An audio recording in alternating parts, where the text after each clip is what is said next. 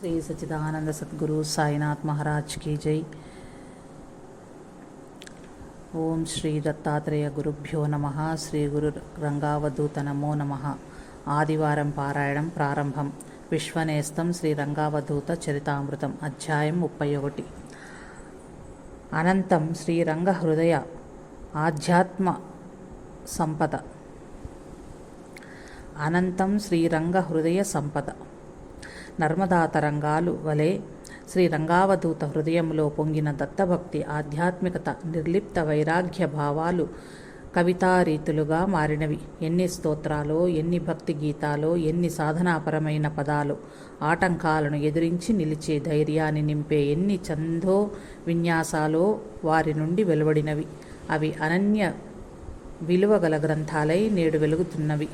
ప్రకృతిలో శృతి అలలపై లయ, ప్రణతిలో భావం, ప్రణతిలో భక్తి ఎలా సమన్వయమై ఆయన గళం నుంచి ఉప్పొంగాయో, ఆయన కలం ద్వారా ఎలా రూపం సంతరించుకున్నాయో కదా। వేమన, త్యాగయ్య, తుకారాం, నామదేవ్, జ్ఞానదేవ్, కబీర్ తమ ఛందోబద్ధమైన రచనలతో అలతి పదాలలో, అల్పాక్షరాలలో అనల్పార్థ భావాలను జనజీవన నాడీ స్పందనంలో ఎలా సజీవంగా నిలిపారో, సదా ఆ నాదాలుగా తాము ఎలా నిలిచారో, అదే స్ఫూర్తి, అదే నాడి, అదే భావం, అదే జీవభాష గుజరాతీలో, సంస్కృతంలో, మరాఠీలో, కొండకచో హిందీలో శ్రీరంగావధూత ద్వారా వెలువడిన గీతికలు భారతీయ ఆధ్యాత్మిక వాంగ్మయ సంపదను, ప్రత్యేకంగా గుజరాతీ భాషను సుసంపన్నం చేశాయి। శ్రీ స్వామివారి రచనలతో గుజరాతీ భాషకు కరువు తీరిందని చెప్పవచ్చు। ప్రొద్దున లేచిన దగ్గర నుండి ప్రాతః సంధ్యోపాసన, నమస్కారం చేస్తున్నా, స్నాన పూజాదికాలు చేస్తున్నా, నీరు మోసినా, నారు పోసినా, వంట చేసినా, పంట కోసినా, కలం ముట్టినా, హలం పట్టినా, ఏ పని చేస్తున్నా సమయోచితంగా జనులు పాడుకునే గీతాలెన్నో మలిచారు శ్రీ స్వామివారు। నోరు లయబద్ధంగా పాడుతూ మనసు భాగవతారాగంతో నిండగా, శరీరం తాళాన్ని అనుసరిస్తూ ఆయా పనులు సునాయాసంగా చేసుకునేవారు జనులు। జనజీవనంలో ఆధ్యాత్మిక భక్తి భావాలను అలా రంగరించారు మన రంగావధూత స్వామివారు। ఆ రంగని మధురాత రంగం జనజీవన తరంగంలో అభంగ రంజనకరంగా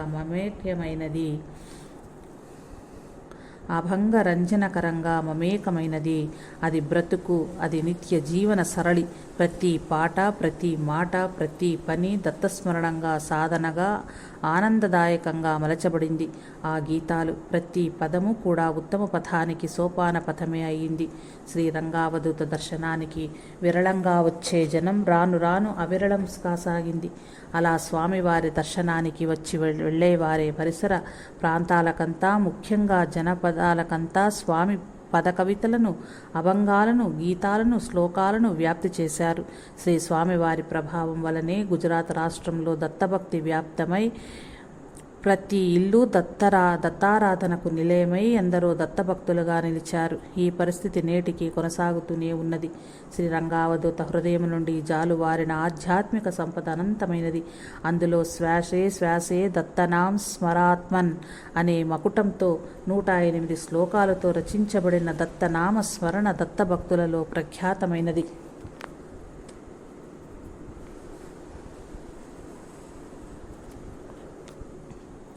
శ్రీ గురు లీలామృతం ఆవిర్భావం ఒక పర్యాయం శ్రీరంగావధూత ఇంద్రవర్ణ అను శివక్షేత్రంలో విడది చేసి ఉన్నారు। నర్మదా నదికి ఒకవైపు గరుడేశ్వర్లోని శ్రీ వాసుదేవానంద స్వామి వారి సమాధి మందిరం కలదు। గురువు గారి సమాధి మందిరానికి ఎదురుగా నర్మదా నది ఆవలి తీరాన ఇంద్రవర్ణ క్షేత్రం కలదు। అక్కడ శ్రీ స్వామివారు నర్మదా నది ఒడ్డున దత్తస్మరణతో నడుస్తూ ఉన్నారు। అప్పుడు గురువు గారైన శ్రీ వాసుదేవానంద స్వామి వారి దివ్య దర్శనం జరిగింది। ఆ రాత్రి ఇంద్రవర్ణంలోని ఆ శివాలయంలో నిద్రలో నిద్రిస్తుండగా ఒక దివ్య స్వప్నం వచ్చింది. స్వప్నంలో శ్రీ వాసుదేవానంద స్వామి వారు దర్శనమిచ్చి గురుదేవుల జీవిత చరిత్ర ఘటావృతమును నీవు గ్రోలి ఆస్వాదిస్తూ ఆనందిస్తూ ఇతరులకు అందించి ఆస్వాదింపచేసి ఆనందింపచేయి. దాంతో ఎవరైతే ముక్తి కోసం తపిస్తారో వారి నుండి మృత్యువు దూరంగా తరిమివేయబడుతుంది. గురుచరితామృతమును పానం చేసిన వానికి దారిద్ర్య బాధ ఉండదు. వెళ్ళి బ్రహ్మానందాన్ని అనుభవించు అని ఆదేశించారు. అనంతరం వారు తమ అమృత హస్తమును రంగావధూత తలపై పెట్టి ఆశీర్వదించారు. శ్రీ గురు చరిత్రను గుజరాతీ భాషలో వ్రాయమని ఆదేశించారు.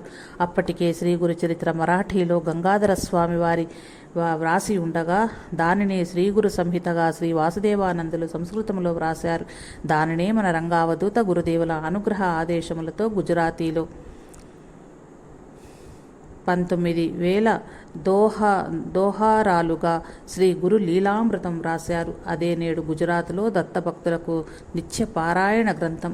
శ్రీ దత్తస్వామి చరిత్రతో పాటు శ్రీపాద వల్లభులు శ్రీ నృసింహ సరస్వతి స్వామివార్ల చరిత్రయే శ్రీ గురు లీలామృతం. సధ్య ఫలదాయి జ్ఞానకాండ, కర్మకాండ, ఉపాసనా కాండాలుగా విభజించబడి తమ తపోఫలాన్ని నిక్షిప్తం చేస్తూ రాసిన గ్రంథం ఈ శ్రీ గురులీలామృతం. అహ్మదాబాద్ వద్దనున్న సర్ఖేజ్ గ్రామంలోని జామ తోటలో ప్రారంభించబడిన రచన అక్టోబర్ 26, 1932న నారేశ్వర్లో పూర్తయింది. శ్రీ రంగావధూత చేసిన రచనల వివరాలు చూద్దాం.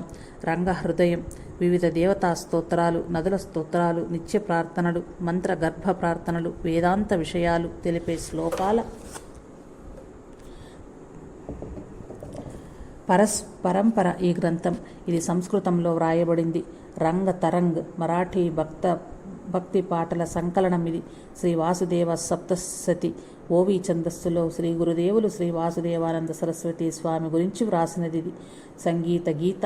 ఇది భగవద్గీత వంటిదే మరాఠీలో వ్రాశారు శ్రీ రంగావధూత. పత్రగీత ఇది కూడా మరాఠీలో వ్రాయబడింది. ఆత్మచింతన, వేదాంత విషయాలు ఛందోబద్ధంగా వ్రాయబడిన గ్రంథం ఇది. పత్ర మంజూష లేఖలు 1, లేఖలు 2 ఇవి రంగావధూత తన స్నేహితులు శ్రీ అమృతలాల్ మోడీ, శ్రీ అంబాలాల్ వ్యాసులకు వ్రాసిన ఉత్తరాల సంకలనాలు. వీనిలో తమ మతాదర్శాలు, తమ మనస్తత్వము నారేశ్వర్ వచ్చిన తరువాత ఎలా మారుతూ వచ్చాయో, ఆధ్యాత్మిక ఉన్నతి ఎలా కలుగుతున్నదో తెలిపి ఉన్నారు. శ్రీ స్వామివారి అంతరంగం ఈ ఉత్తరాలలో ప్రస్ఫుటం. అవధూతి, ఆనంద్, హిందీ, గుజరాతీ భాషలలో అక్కడక్కడ ఉర్దూ పద ప్రయోగాలతో అలరాలే భక్తి మరియు ఆధ్యాత్మిక గీతా సంకలనమే ఇది. అవధూతి, ఆనంద్ హిందీ, గుజరాతీ భాషలలో అక్కడక్కడ ఉర్దూ పదప్రయోగాలతో అలరారే భక్తి మరియు ఆధ్యాత్మిక గీతా సంకలనమే ఇది. ఆదరణ పొందిన రాగబద్ధమైన గీతమాలిక ఇది. గీర్వాణ భాష ప్రవేశ్ అహ్మదాబాద్లోని రాష్ట్రీయ ఆదర్శ వినయ్ మందిరంలో ఉపాధ్యాయుడిగా పనిచేస్తున్న రోజులలో శ్రీ స్వామివారిచే వ్రాయబడిన గ్రంథం ఇది. సంస్కృత భాషను సులభతరంగా నేర్చుకునేందుకు ఉద్దేశించి వ్రాసిన గ్రంథం ఇది. ఇంకా మరాఠీ భాషలో కూడా నీతి చంద్రికలను వెలయించి ఉన్నారు శ్రీ స్వామివారు. ఇవే కాక ఇంకా అనేక ఇతర గ్రంథాలు, భావ కవితలు, దేవతా సంబంధంగా ప్రత్యేకించి దత్త సంబంధంగా శ్రీ స్వామివారు రాసినవి అనేకం కలవు. అందులో దత్తభావని, రేవాగీతం మొదలైనవి ముఖ్యమైనవి. దత్తభావని ఆవిర్భావం. సర్ఖేజాకు చెందిన కమలాశంకర్ త్రిపాఠి అనునతుడు సాయిచ్ గ్రామంలో ఉపాధ్యాయుడుగా పనిచేస్తున్నాడు. అతని భార్య ధనలక్ష్మి బెన్ కొంతకాలముగా ప్రేతాత్మచే పీడించబడుతూ అనారోగ్యంతో బాధపడుచున్నది. ఒకసారి సాయర్ గ్రామానికి శ్రీ రంగావధూత విచ్చేయటంతో అక్కడ వారికి ఆతిథ్యం ఇచ్చే అవకాశం కలిగింది. కమలాశంకర్కు శ్రీ స్వామివారితో తన భార్య దయ్యం పట్టి అనారోగ్య పాలై విషయం వివరించి ఏదైనా తరుణోపాయం చెప్పమని అభ్యర్థించాడు. కరుణాంతరంగులైన శ్రీ స్వామివారు నిరంతర దత్తస్మరణ చెయ్యమని అతడికి చెప్పారు. ఒక వారం గడిచిన తర్వాత ఒకనాటి వేకువజామున ఫిబ్రవరి 5, 1935 సోమవారం ఏదో రాయాలనే బలమైన కోరిక ఆయనను వెంటాడింది. అంతే.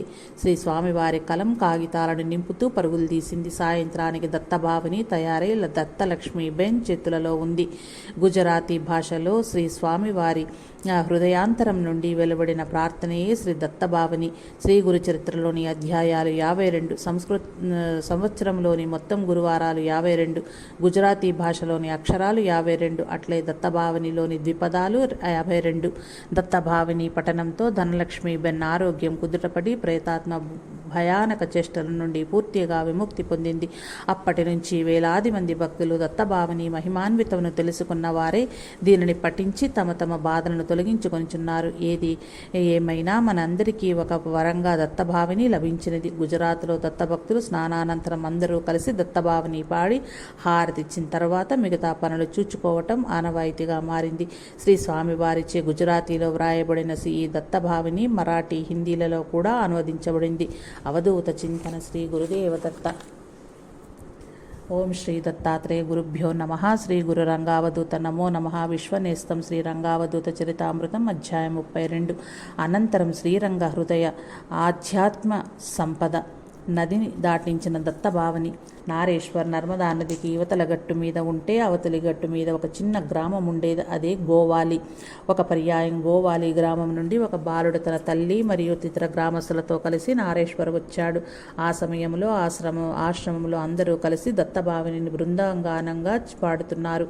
చిందులు తొక్కే ఆ బాలుడు దత్తభావని గేయాలాపలతో ఆకర్షించబడి బృందగానంలో చేరిపోయాడు. తరువాత ఆ బాలుడు అక్కడి భక్తుల వద్ద ఉన్న దత్తభావనిని చూచి తనకు కూడా ఒక ప్రతి కావాలని మారాన్ చేశాడు. ఆ పుస్తకం 2 పైసలకు అమ్ముతున్నారని విని తనకు 2 పైసలు ఇవ్వమని వాళ్ళ అమ్మను అడిగాడు. 2 పైసలు కూడా ఇవ్వలేని ఆ గ్రామీణ మహిళ పిల్లవాడిని కసిరి కొట్టింది. దానితో మళ్ళీ ఆ పిల్లవాడు బృందగానంలో కలిశాడు. అదృష్టవశాత్తు బృందగానంలోని ఒకరు దత్తభావని ప్రతిని ఆ బాలునికి ఇచ్చారు. బృందగానం ముగిసిన తరువాత తన తల్లి దత్తభావని ప్రతిని తిరిగి ఇచ్చివేయమని తనకు చెప్తుందని తలచిన ఆ పిల్లవాడు తల్లితో చెప్పకుండా అక్కడి నుండి వెళ్ళిపోయాడు. ఆ పిల్లవాడు ఎటు వెళ్ళాడో తెలియని తల్లి కుమారుని కోసం అంతటా చూచి ఎక్కడా కనిపించకపోయేసరికి ఆందోళన పడసాగింది. ఆమె ఒక ఏడవటానికి సిద్ధంగా ఉంది. కానీ ఆమె ఎవరితోనైతే కలిసి వచ్చిందో ఆ గ్రామీణులు ఆ పిల్లవాడిని వెతికి తెస్తామని చెప్పి ఆమెను శాంతింపజేశారు. శోకతప్త అయిన ఆమె తన పిల్లవాడు క్షేమంగా తిరిగి రావాలని భగవంతుణ్ణి ప్రార్థించింది. మరికొద్ది సమయంలోనే పిల్లవాడు క్షేమంగా స్వగ్రామం చేరాడని వార్త వచ్చింది. అది కూడా ఒక్కడే నర్మదా నదిని దాటి వెళ్ళాడని తెలిసింది. దత్తభావని పుస్తక ప్రతికి నీరు అంటకుండా ఉండేందుకు పుస్తకాన్ని పైకెత్తి పెట్టుకుని నర్మదా నదిలో అడుగు వేసుకుంటూ నదిని దాటి గ్రామం చేరాడని తెలిసింది. మరో ఆశ్చర్యమే విషయం ఏమంటే నర్మదా నది ప్రవాహం ఉధృతంగానే ఉన్నప్పటికీ పిల్లవాడు ఇంటికి చేరడమే ఆ బిడ్డకి నడిపించినది ఆ నర్మదామాత. దత్తభావని ద్వారా ఆ దత్తప్రభుని అనుగ్రహాన్ని ఆ పిల్లవాడు చూసాడడంలో అతిశయోక్తి లేదు. దత్తానుగ్రహం కోసమే దత్తభావని. అది మిట్ట మధ్యాహ్న సమయం. ఆకాశంలో సూర్యకిరణాలు అంతటా పరుచుకుని వెలుగులు విరజముతున్నాయి. నావలో ప్రయాణించటానికి అది అనువైన సమయము. నావలో తెరచాపలు ఎత్తబడి నిర్దేశించబడిన బలమైన ఇనుప కొక్కెములకు కట్టబడి ఉన్నాయి. తెరచాపల ప్రధాన స్తంభము నిటారుగా నిలబడి బలంగా ఉన్నది. తెడ్లు వేసే నావికులు ఉత్సాహంగా ఉన్నారు. భరూచ్ నుండి నావలో నారేశ్వర్ వెళ్ళటానికి శ్రీ రంగావధూత కొంతమంది భక్తులతో కలిసి నావలో కూర్చుని ఉన్నారు. నర్మదా నది నీటి ప్రవాహానికి ఎదురీతే ఈ ప్రయాణము కావటంతో తెడ్లు వేస్తూ సాగాలంటే అధిక శ్రమ. కానీ గాలివాటం వల్ల నావ సునాయాసంగా పయనిస్తుంది. ప్రయాణికులందరూ నిర్ణీత సమయంలో తమ తమ గమ్యాలను చేరగలమని భావించారు.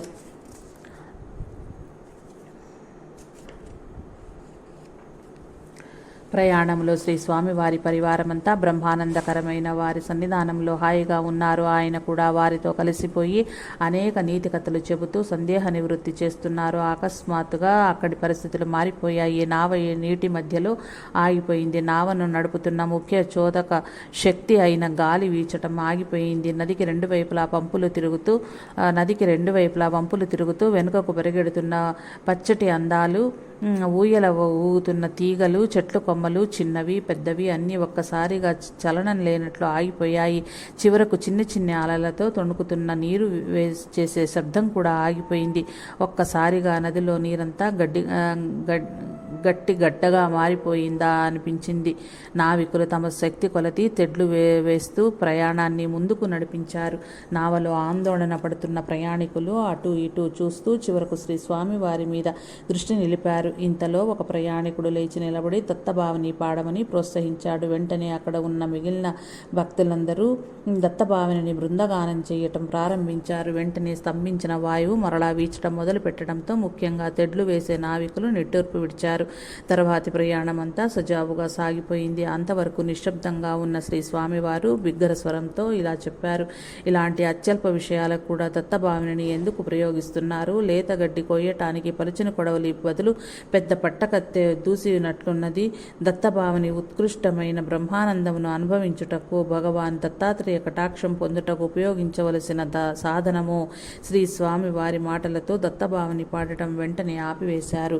ఇహపర శ్రేయస్సునిచ్చే దత్తభావని శ్రీ గురు చరిత్రలో ఆరంభంలోని నామధారకునికి మళ్ళీ ఒక సంశయాత్మక భక్తుడు నారేశ్వర్ చేరాడు. భక్తులందరితో పాటు శ్రీ స్వామివారిని దర్శించుకున్నాడు. భక్తులంతా గురుదేవుల సాన్నిధ్యంలో ప్రశాంతంగా కూర్చొని ఉన్నారు. ఆ సంశయాత్మక భక్తుడు తన ఆవేదనను వెలిపించుకున్నాడు. బాబ్జీ, దత్తభావని చదవటం వల్ల శుభం కలుగుతుందనటం నిజమేనా?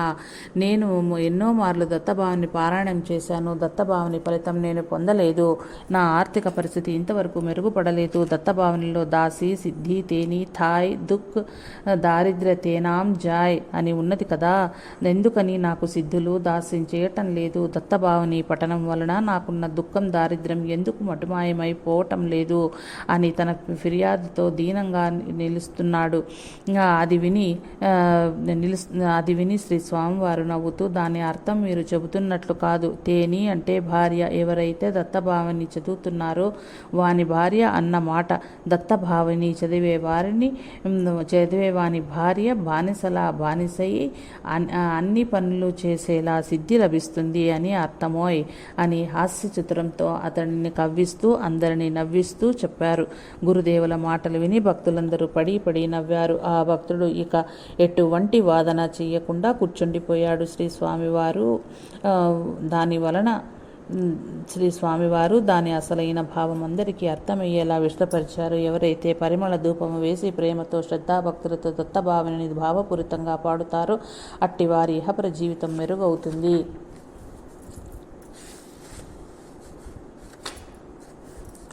అంటే సుఖ సంతోషాలు ఈ లోకంలోనే కాక మరణానంతరం కూడా ఉండగలవు. ఈ జీవితంలో ఇంకా అనుభవించవలసిన మిగిలి ఉన్న ఏ దుఃఖాల గురించి చింతించాల్సిన పని లేదు. బాధలు, కష్టనష్టాలు వాళ్ళ దరిచేరే పరిస్థితే లేదు. ఆ భక్తుల ఆదేశానుసారం విజయాలు సేవకై వారి దౌర్భాగ్యము, దారిద్ర్యము తొలగుతాయి. సరైన విశ్వాసం లేకుండా యాంత్రికంగా దత్తభావని పారాయణం చేయటం వల్ల ఉపయోగం ఏమాత్రం ఉండదు. శ్రీ స్వామివారు చెప్పినప్పుడు హృదయంలో దత్తుడు పూర్ణంగా ఉండాలి. దత్తుని కోసము ఆర్తి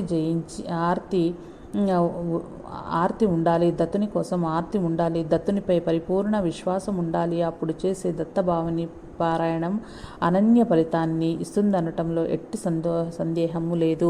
ఉప్పొంగిన రేవా గీతము. ఇది 1961వ సంవత్సరము. ఒక పర్యాయం నర్మదా నది ఉధృతంగా ప్రవహిస్తోంది. ఆ ఉధృతి పరంగా మారి ఊరు కూడా ఏకం చేస్తూ ఉప్పొంగి ఉరుకుతోంది. నర్మదా నది పరివాహక ప్రాంతంలోని దిగువ గ్రామాలన్నీ ఒకదాని తర్వాత ఒకటి మునిగిపోతున్నాయి. కోతకొచ్చిన ఫలసాయాలన్నీ వరద పాలవుతున్నాయి. నది రెండు గట్లపైనే అలరారే పశు సంపద క్షణక్షణానికి వరద బారిన పడి మృగ్యమైపోతోంది. నర్మదా పశ్చిమ ఒడ్డున నెలకొన్న నారేశ్వరకు కూడా వరద తాకిడికి తప్పలేదు. ఆనాడు ఆశ్రమంలో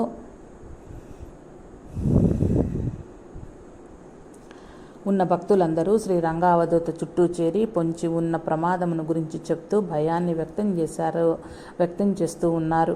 ఆ సమయంలో కూడా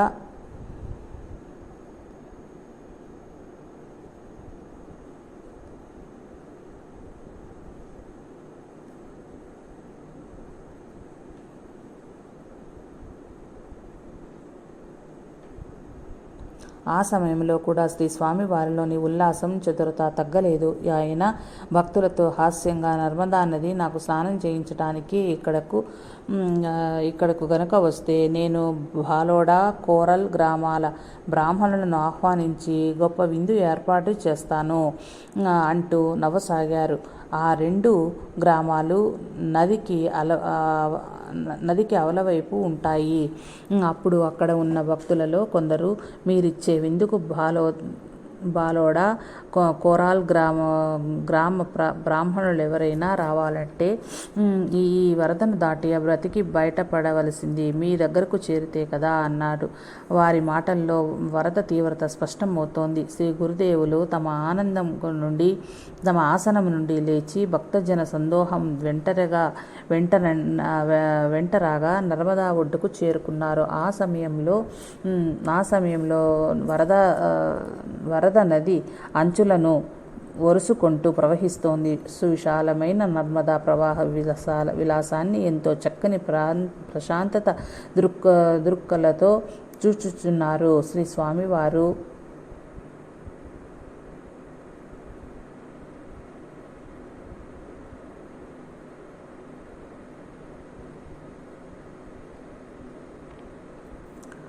ఆ సమయంలో వరద నది అంచులను ఎంతో చల్లని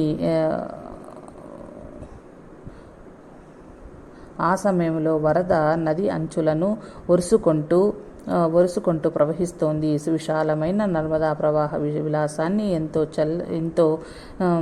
చల్లని ప్రశాంత దృక్కులతో చూస్తున్నారు శ్రీ స్వామివారు. సుడులు తిరుగుతూ చిత్రమైన శబ్దము చేస్తూ పెళపెళ ఆర్భాటంగా దూసుకుంటూ ప్రవహిస్తోంది నర్మదామాత.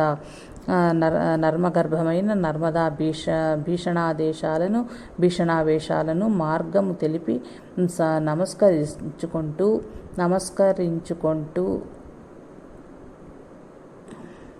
నర్మగర్భమైన నర్మదా భీషణావేశాలను మర్మము తెలిసి నవ్వుకుంటున్నారో ఉత్తుంగ తరంగ విలాస రౌద్రాలను విన్యాస సమస్త నాశ ప్రళయ భీకర ఘోషమైన అమ్మ ఇంకా అందంగా కనిపిస్తుందేమిటా అని పరవశులైనారో ఏమో గాని శ్రీ స్వామివారు ముకుళితహస్తులై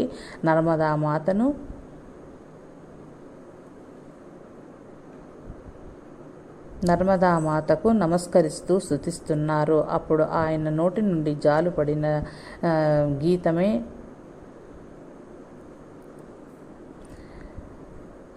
రేవా గీతం.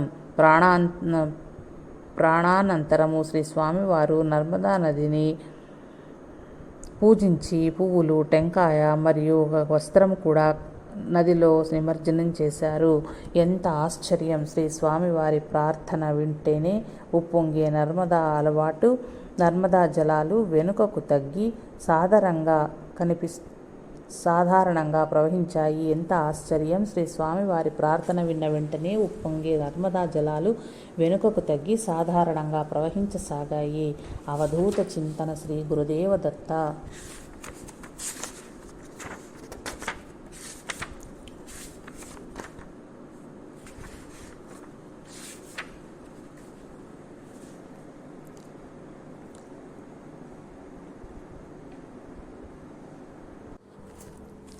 ఓం శ్రీ దత్తాత్రేయ గురుభ్యో నమః. శ్రీ గురు రంగావధూత నమో నమః. విశ్వనేస్తం శ్రీ రంగావధూత చరితామృతం అధ్యాయం 33. శ్రీ నారేశ్వరావధూత. అవధూత సన్నిధిలో దత్త జయంతి. శ్రీ స్వామి రంగావధూత నారేశ్వర్ చేరిన మొదటి రోజులలో పరిసర గ్రామాలైన దీవేర్, మీవుదోళ్, సురాసామల్ వంటి గ్రామ ప్రజలకు విశేషమైన అదృష్టం కలిగేది. స్వామి తమకు తోచినప్పుడు ఆ గ్రామాలలో ఏదో ఒక గ్రామానికి వెళ్ళేవారు. తాము వెళ్ళిన చోట గీతాశ్రవణం చేయించేవారు. ప్రజలు ఒక సత్ర యాగానికి చేరినట్లుగా శ్రీ స్వామివారి గీతాశ్రవణానికి ఎంతోమంది శ్రద్ధతో చేరి వినేవారు. వారి జీవితాల్లో ఆ రోజులు అద్భుతమైనవి. పక్షం నెల రోజుల పాటు చెప్పిన గీతాపారాయణం ఒక అధ్యాయం కూడా పూర్తయ్యేది కాదు. చాలా రోజుల పాటు సాగేది గీతాపారాయణం. శ్రీ స్వామివారు ఉపన్యాసాలు ఇవ్వటం బహు అరుదు. మాట్లాడేది ఏదైనా ముక్తసరిగా ఉండేది. ప్రశ్నలకు వారిచ్చే సమాధానాలు చమత్కారంగా, తరిచి చూస్తే హాస్యాయుక్తంగా, కొన్నిసార్లు ఘాటుగా, కారంగా కూడా ఉండేవి. పూర్తి అటవీ ప్రాంతమైన నారేశ్వర్ క్రమంగా జనాకర్షక కేంద్రంగా మారింది. 1929 సంవత్సరంలో ఒకనాడు నారేశ్వరంలో దత్త జయంతి జరుపుకోవాలనే సంకల్పం భక్తులలో కలిగింది. కార్యక్రమాలు తలపెట్టడం స్వతహాగా ఇష్టపడని శ్రీ స్వామివారు భక్తుల కోరికను కాదనలేక సరేనన్నారు. కానీ కొన్ని షరతుల మీద. ఇవి షరతులు. దత్త జయంతి ఉత్సవం అవధూత సాంప్రదాయాన్ని అతిక్రమించరాదు. ఎవరిని కూడా అది కావాలని ఇది కావాలని అడగటం కానీ, వస్తుధన రూపంగా చందాలు అడగటం కానీ, ఒత్తిడి చేయటం కానీ, మొహమాటం పెట్టడం కానీ, చందాలు ప్రోగు చేయటం కానీ చెయ్యకూడదు. ఎవరికి వారు స్వచ్ఛందంగా ఇచ్చినవే ఖర్చు చేయాలి. ఒకవేళ డబ్బు మిగులు కనుక ఉంటే కార్తీక మాసం పూర్తి కాగానే వచ్చే ఏ శుభదినంలో నాడైనా పూజ అన్నదానాలకు ఖర్చు చేయాలి. రాబోయే సంవత్సరానికంటూ దాచడం చెయ్యకూడదు. ఏ సంవత్సరమైనా అసలు స్వచ్ఛందంగా ఒక పైసా కూడా రాకుంటే దిగులేమీ చెందనవసరం లేదు. ఆ సంవత్సరం ఉత్సవం జరగదంతే. అదేమి గౌరవభంగంగా భావించిన అవసరం ఏమాత్రం లేదు. సరదాగా కాలం గడపటానికి కాకూడదు ఉత్సవం. ఎవరంతట వారు ఎవరికి తోచిన పని వారు చెయ్యాలి. వంటలే కావచ్చు, సేవలే కావచ్చు, ఎవరికి వారు అందుకొని పని చెయ్యాలి. పనితో పాటు పాటలు పాడుతూ స్మరణ చేస్తూ ఉండాలి. శుచి, శుభ్రత, పవిత్రత తప్పక పాటించాలి. శ్రీ స్వామివారు పెట్టిన షరతుల ప్రకారం దత్త జయంతి ఉత్సవాన్ని అక్షరాల ఆ విధంగానే ప్రారంభించారు. మొదట 15-25 మందితో జరిగింది ఉత్సవం. దత్త జయంతి నాడు ప్రభాత వేళ శ్రీరంగావధూత స్వయంగా 4 నుండి 6 గంటల సేపులోపు దత్త పూజ నిర్వహించేవారు. ఉఠా అఘభంజన దత్త ముని రంజన అంటూ శ్రీ స్వామివారే ప్రభాత గీతం ఆలపించారు. తరువాత కాకడాహారతి ప్రారంభం. ఆనందవాజం వాగే గగనమాన్, ఆకాశమంతా ఆనంద మృదంగనాదం నిండుతున్నది అంటూ దీపాహారతి మొదలైంది. అనంతరం తాము వ్రాసిన రంగ హృదయం నుండి భజనలు తామే పాడి అందరి చేత పాడించారు శ్రీస్వామివారు. అయితే అప్పటికే స్నానం పూర్తి చేసుకుని శుచి అయిన వారు మాత్రమే శ్రీస్వామితో వంతపాటకు అనుమతించబడినవారు. ఆ తరువాత అందరూ కలిసి దత్త పంచపది ఆలపించారు. సరిగా సాయంత్రం దత్తుని జనన సమయంలో వేద పఠనం జరిగింది. దత్తునికి జోలపాటలు పాడారు. దత్త భజనలు సాగాయి.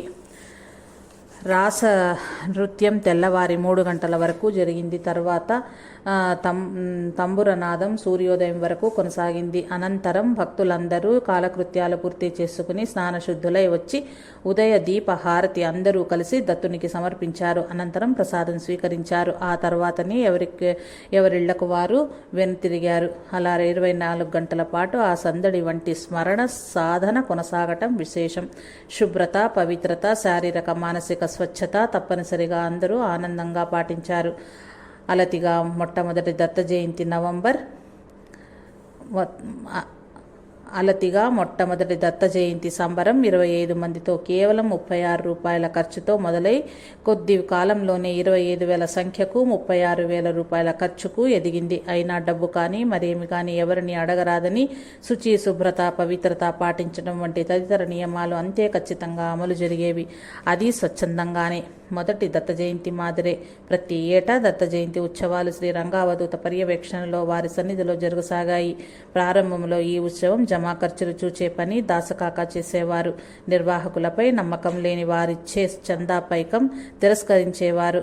చందాలు స్వచ్ఛందంగా ఇచ్చేవారు. ఉత్సవాలకు ముందు గనుక ఇస్తుంటే స్వీకరించడం జరుగుతుంది. అలా కాక ఉత్సవాలు జరిగే రోజుల్లో ఎవరు చందా ఇవ్వవచ్చినా స్వీకరించేవారు కాదు. ఈ విధంగా శ్రీ స్వామివారి అభిష్టం మేరకే ప్రతి ఏటా దత్త జయంతి ఉత్సవాలు నిర్వహించబడటం విశేషం. శ్రీ ఝవేర్ చంద్ మేఘాణి దేశభక్తునిగా, కవిగా, స్వాతంత్ర్య సమర యోధునిగా ప్రఖ్యాతకుడు.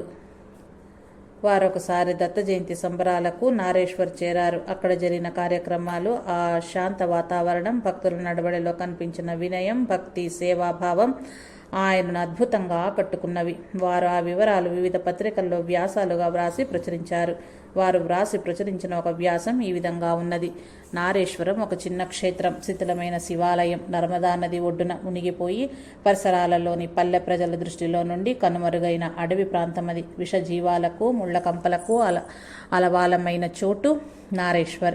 ఎక్కడ గుజరాత్ రాష్ట్రంలో శిథిలమైన ఈ క్షేత్రం, ఎక్కడి మహారాష్ట్ర బ్రాహ్మణ కుటుంబం శ్రీ వళామే, అదే నేటి శ్రీ రంగావధూత పుట్టుక స్థానం గుజరాత్లోని గోదారా గ్రామం. ఆయన గుజరాత్ విద్యాపీఠంలో చదివిన స్నాతకులు. వారు దత్త ప్రేరితులై చీకటి కోణంలో మ్రగ్గుతున్న ఈ నారేశ్వర్ని చేరారు. తన సాధన నిరాటంకంగా జరుపుకునేందుకు ఈ చోటుని ఎన్నుకున్నారు. ఎంతో నిశ్శబ్ద నిబిడీకృత ప్రకృతి ఒడిలో శివునికి తాను, తనకు శివుడే తోడుగా నివసిస్తూ అనతి కాలంలోనే ఈ క్షేత్రానికి వన్నె తెచ్చారు. ఇది నేడొక గొప్ప యాత్రాస్థలం. పడమరణ నెలకొన్న నైమిషారణ్యం, తపోభూమి శ్రీ రంగావధూత. ఏమి ఇక్కడ క్రొత్తగా ఆలయం నిర్మించటమో, చందాలు ప్రోగేసి వైద్యశాల వంటి నిర్మాణాలు చేయలేదు. కాకుంటే 2 క్రొత్త సంగతులు ప్రకటన చేశారు. ఒకటి, దత్తాత్రేయుని గుర్చి గుజరాతీ భాషలో స్ఫూర్తిదాయకమైన భక్తి భావనలను అలతి పదాలతో పాటలుగా మలిచారు. 2, జానపదుల సంబరాలు ప్రోత్సహించారు. ఆశ్చర్యమేమంటే సుమారు 10,000 మంది గ్రామీణులు ఎంతో భక్తి ప్రపత్తులతో ఈ దత్త జయంతి సంబరాలలో పాల్పంచుకున్నారు. 4-5 రోజుల పాటు హృదయమైన భక్తి గీతాలు ఆలపిస్తూ అందరూ ఆనందంగా తోచిన పని చేస్తూ భజనలతో, ఆరతులతో, పూజలతో అన్నింటా దత్తభక్తియుక్తమైన పాటలను విడవకుండా పాడుతూ ఆడుతూ గడుపుతున్నారు.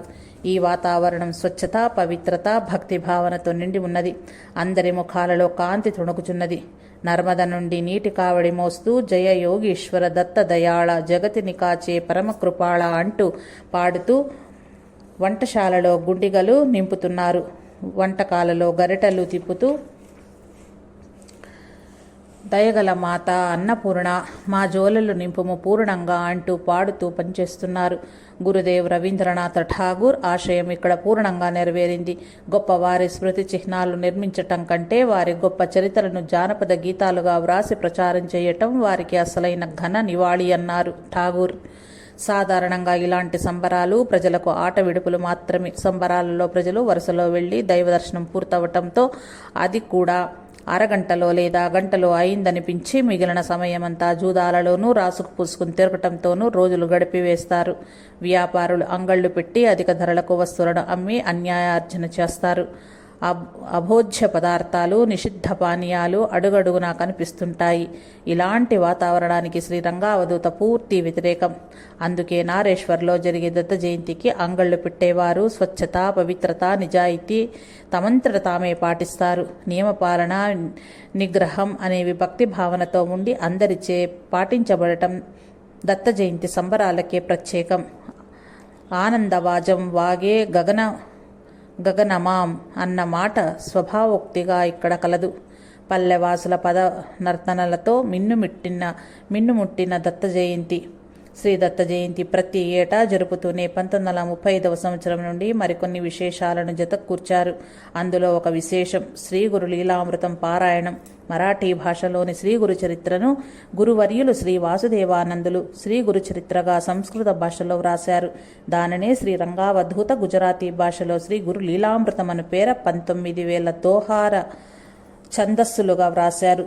అందులో జ్ఞాన, కర్మ, ఉపాసన కాండాలున్నవి. అందులో శ్రీ దత్తాత్రేయ స్వామి చరిత్రతో పాటు వారి అవతారములైన శ్రీపాద శ్రీవల్లభ స్వామి, శ్రీ నృసింహ సరస్వతి స్వామి చరిత్రలు కూడా మనోజ్ఞంగా మంత్రపూతంగా కూర్చబడినవి. ఈ ఉత్సవ సమయంలో శ్రీ గురు లీలామృతం 2 రోజులలో పారాయణం చేయబడేది. ఒక్కొక్క గణంలో 7 చొప్పున 3 గణాలు ఏర్పడేవి. వారిని 3 వేర్వేరు చోట్ల కూర్చోబెట్టేవారు. స్త్రీలను ప్రత్యేకంగా కూర్చోబెట్టేవారు. ఒక్కొక్క కాండ, ఒక్కొక్క గణం విభజించుకుని చదివేవారు. 2వ రోజుకు ఆ విధంగా 19,000 శ్లోకాల పారాయణం పూర్తి చేసేవారు. మధ్యలో వారికి విరామం ఉండేది. ఫలాలు ఆహారంగా ఇవ్వబడేవి. విశ్రాంతి తీసుకునేవారు. పారాయణం చేస్తున్న 21 మంది కలిసి నర్మదా నదికి స్నానానికి వెళ్ళి తిరిగి పారాయణం ప్రారంభించేవారు. ఆ సంబరాలకు నారేశ్వర ప్రాంగణం చక్కగా అలంకరించబడేది. స్త్రీ పురుషులకు వేర్వేరుగా వసతులు కల్పించబడేది. అందరికీ ప్రసాదం అందించబడేది. మధ్యాహ్నం 11 గంటల నుంచి రాత్రి 10 గంటల వరకు అందరికీ భోజనం వడ్డించబడేది. కొందరు స్వల్పంగా ఎండు ద్రాక్ష, ఖర్జూరం వంటివి మాత్రమే ఆరగించేవారు.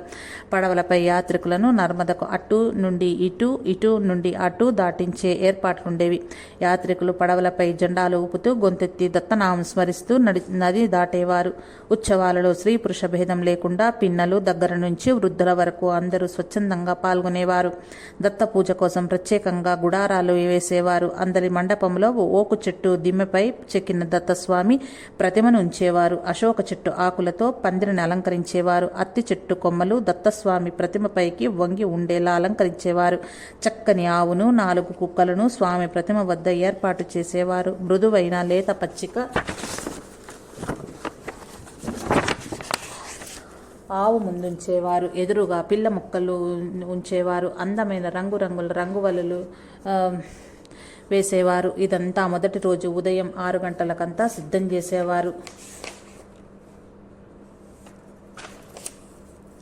ఎంత చలికాలమైనా శ్రీరంగావధూత కోపినం మాత్రమే ధరించి ఉదయ పూజ చేసేవారు. జ్వరం వచ్చినట్లుంటే మాత్రం ఒక శాలువా కప్పుకొని చేసేవారు. పూజానంతరం దత్తస్వామిని చూచేందుకు 2 కన్నులు చాలవు. భక్తజనం అధికంగా చేరితే పూజానంతరం భజన కూడా రంగావధూత స్వయంగా చెబుతూ పలికించేవారు.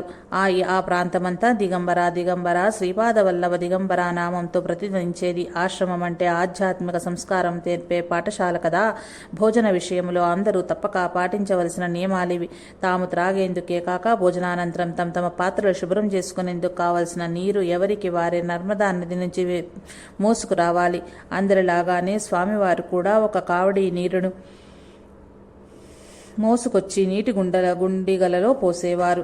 2వ రోజు అన్నప్రసాదం వివిధ వ్యంజనాలతో విందు భోజనం వలె ఉండేది. తీపి ఉండలు, 4-5 రకాల కూరలు, పచ్చికూరలు, ముక్కలు, బఠానీలు, పాలు, పెరుగు, వెన్న, తేనె, పంచదార, మిశ్రితమైన పంచామృతము, రకరకాల కూరగాయలతో సుష్టుగా ఉండేది. దిగంబర దిగంబర నామస్మరణ సాగేది. స్మరణ ఆగే వరకు ఎవరు పదార్థాలు తాకరాదు. అవధూత చింతన శ్రీ గురుదేవదత్త అంటూ ముగింపు పలికిన తర్వాత మాత్రమే భోజన క్రియ ప్రారంభమయ్యేది. ఒక్కసారిగా వేల చేతులు కదిలే ఆ దృశ్యం అన్నపూర్ణాదేవి కటాక్షమే కదా. విద్యాధికులు, పల్లెవాసులు, ధనికులు, పేదలు అనే ఏ తేడా లేని సంబరమది. గోధుమలు విసిరేవారు, నీరు మోసేవారు, పొయ్యిలో కట్టెలు ఎగదోసేవారు, గుండిగలలో గరిటలు తిప్పేవారు, పూరీలు వత్తేవారు, కూరలు తరిగేవారు. ఇలా పని చేసే వారందరిలో తరతమ భేదాలు కనపడేవి కావు. కూరలు తరిగే ఆమె పేదరాలు కావచ్చు, చెత్త పారబోస్తున్నది భాగ్యవంతురాలు కావచ్చు, నీటి కావడి ధనుకుడు మోస్తుండవచ్చు, పర్యవేక్షణ పేదరైతు చేస్తుండవచ్చు. అలా సేవ చేసే భాగ్యం అందరికీ కావాలన్నట్లు వారంతా ఆ పనులు మనస్ఫూర్తిగా ఆనందంగా నెరవేర్చేవారు. అందరూ దిగంబర నామం సదా జపిస్తూనే పనులు చేసేవారు. నామ వేగాన్ని స్వామి నిర్ణయిస్తారు. ఆ వేగాన్ని బట్టి పనుల వేగం ఉంటుంది. నామం చెబుతూ స్వామివారు కూడా ఏదో ఒక పని చేస్తూ ఉండేవారు. చెప్పి చేయమనడం కంటే చేసి చూపటం సరైన మార్గం. అదే శ్రీ స్వామివారి బోధనా సరళి. అలా అందరూ ఆ 2 రోజులు దత్తస్మరణతో పూజలలోనే కాక ప్రతి పని త్రికరణ శుద్ధిగా చేయటంలో అలౌకిక ఆనందాన్ని పొందేవారు. 1948వ సంవత్సరం వరకు ఇలా ప్రతి ఏడాది పెరుగుతూ వచ్చిన భక్తజనంతో నారేశ్వర్లో జరిగిన దత్త జయంతి ఆ తర్వాత నుండి వేర్వేరు గ్రామాల్లో జరగసాగింది. రంగావధూత ముందుగా ఎవరికీ చెప్పకుండానే తమకు తోచిన ఊరు చేరి ఉత్సవాలలో పాల్గొనేవారు. వారి రాకకై ఎదురు చూస్తూ అన్ని గ్రామాల వారు ఎంతో శ్రద్ధతో ఉత్సవం నెరపేవారు. స్వామివారు చేరిన ఆ ఊరిలో ప్రజల ఆనందం అవధులు దాటేది. కానీ స్వామివారు ఏ విధమైన ఆడంబరాన్ని అనుమతించేవారు కాదు. వారానికి 2 సార్లు ఆది గురువారాల్లో తయారు చేసి రేకు డబ్బాల్లో దాచుకొని తినే దశమి అనే రొట్టెల వారి ఆహారం. స్వామివారి రాక ఆయా గ్రామాలకు చంద్రోదయం. పోయే పరువు నీదా నాదా. ఒకసారి నారేశ్వర్లో దత్త జయంతి ఉత్సవాలు జరుగుతున్నాయి అనుకున్న దానికంటే చాలా అధికంగా భక్తులు కార్యక్రమానికి హాజరయ్యారు. భోజనాలు జరుగుతున్నాయి, అందరికీ భోజనాలు సరిపోవేమోనని ఆ కార్యక్రమ నిర్వహణ బాధ్యత తీసుకున్న భక్తుడు ఆందోళన చెందసాగాడు. విషయాన్ని శ్రీ రంగావధూత ముందుంచారు. బాబ్జీ, భక్తులు అనుకున్న దానికంటే ఎక్కువగా వచ్చారు. చాలా భయంగా ఉంది. ఇది చాలా కష్ట సమయం. సరుకులు సరిపోతాయో లేదో, మన పరువు పోతుందేమోనని భయంగా ఉంది అని ఆందోళన వెలిబుచ్చాడు. అంతటా గురుదేవులు, పోయేది ఎవరి పరువు, నీదా నాదా అన్నారు. అతడి వైపే చూస్తూ సూటిగా వచ్చిన శ్రీ స్వామివారి మాటలకు అతడు వణికిపోయాడు. ఏమీ మాట్లాడలేదు. ఎంతలోనే శ్రీ స్వామివారు అనునయంగా, స్నేహితుడా, నాకేమీ పరువు ప్రతిష్ట అక్కర్లేదు.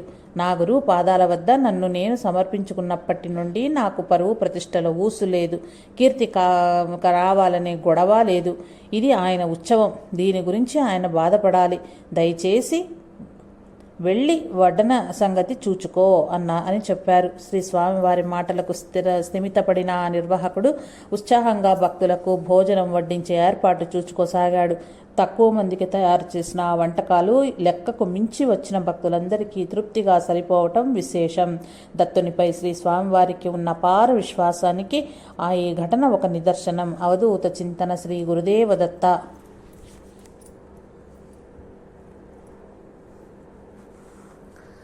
ఓం శ్రీ దత్తాత్రేయ గురుభ్యో నమః. శ్రీ గురు రంగావధూత నమో నమః. విశ్వనేస్తం శ్రీ రంగావధూత చరితామృతం అధ్యాయం 34. శ్రీ నారేశ్వరావధూత ఆత్మరతుని జయంతోత్సవం. శ్రీ దత్త జయంతి ఉత్సవం తరువాత నారేశ్వరంలో ప్రారంభమైన మరొక ఉత్సవం శ్రీ రంగ జయంతి. ఎవరే పని చేసినా, ఏ కళాకారుడు తన కళకు ప్రదర్శించినా తన చుట్టూ ఉన్నవారికి కళహృదయాలకు సంతోషాన్ని కలిగించటమే పరమావధిగా భావించి చెయ్యటం సంఘజీవిగా మానవులలో సహజంగా కనిపించే లక్షణం. అంతేకాక తన తృప్తి మాత్రమే కాక నలుగురిలో గుర్తింపు కూడా నిగూఢంగా ఉండవచ్చు. తన తృప్తి మాత్రమే పరమావధిగా చేసే వారికి కూడా కాలక్రమంలో గుర్తింపు తనకు తానుగా వచ్చి చేరవచ్చు. రాకపోయినా ఆశించినది కనుక నిరాశ ఉండదు.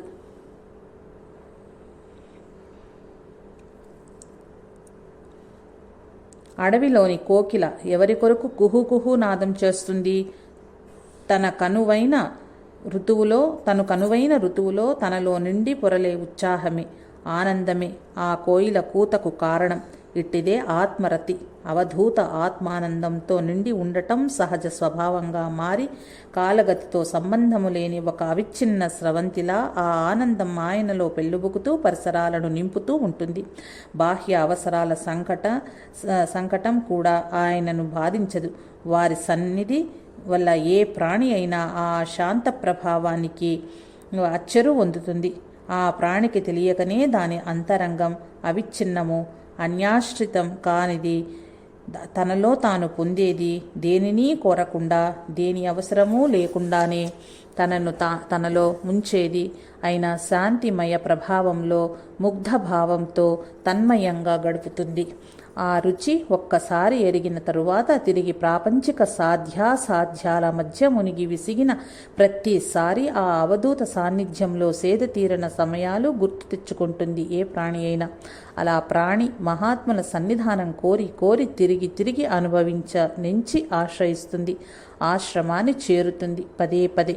శ్రీరంగావధూత నారేశ్వరములో ఉంటున్నారని తెలిసిన పాత మిత్రులు, పరిచయస్తులు ఒకరికొకరుగా ఆయన వద్దకు వచ్చి వెళ్తూ ఉండేవారు. సాధుశీలి, వివేకవంతుడు, భక్తి ప్రపత్తులు గల గౌరవనీయుడు అయిన దాసకాక రంగావధూత దర్శనానికి తరచూ వచ్చేవాడు. వారితో పాటుగా పరిసర గ్రామవాసులు వచ్చిపోతుండేవారు. శ్రీ స్వామి పట్ల అట్టి వారలకెందరికో శ్రద్ధాభక్తులు గాఢంగా ఏర్పడ్డాయి.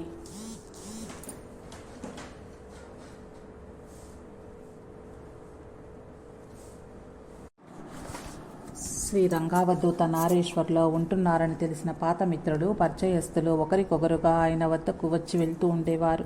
సాధుశీలి, వివేకవంతుడు, భక్తి ప్రపత్తులు కల గౌరవనీయుడు అయిన దాసకాక రంగావధూత దర్శనానికి తరచూ వచ్చేవాడు.